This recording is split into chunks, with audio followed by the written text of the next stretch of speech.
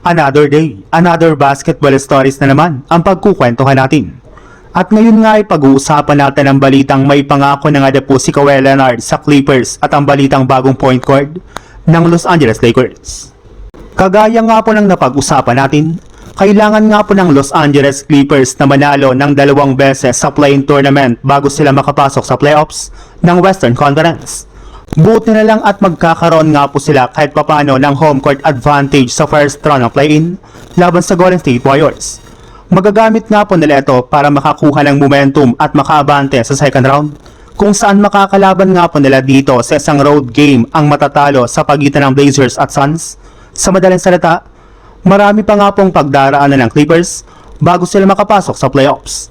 Pero ayon na rin naman nga po sa naging pahayag ni Kawhi Leonard sa kanyang interview sa media, pinangako nga po nito sa kanilang mga fans na papasok nga po talaga ang Clippers sa playoffs ng West. Ilalabas nga po niya dito ang kanyang 100% na effort para lamang maipanalo ang kanilang 2 game sa play-in tournament na magsisimula na nga po ngayong linggo.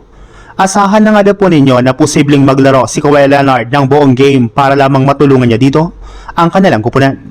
Sa ibang balita naman, inanunsyo na nga po ng Lakers na kasalukuyan na nga po naghahanap ngayon ang kanilang team ng bagong player na ipangpapalit nila kay Kobe Bufkin na inuwi pa lang nila nung nakarang araw.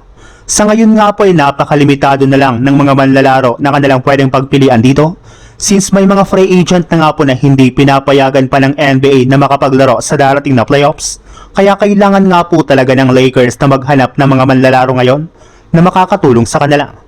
At isa nga po sa mga sinasuggest ngayon na point guard na dapat nga pong kunin ng Lakers ay si Cole Anthony na huling naglaro sa Milwaukee Bucks.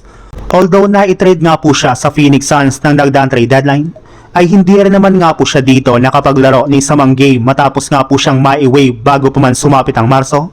Ibig sabihin, pwede nga po talaga siyang paglaruin ng Lakers sa playoffs kung sakasakali man nabigyan nga po nila ito ng kontrata bago pa man magtapos ang regular season.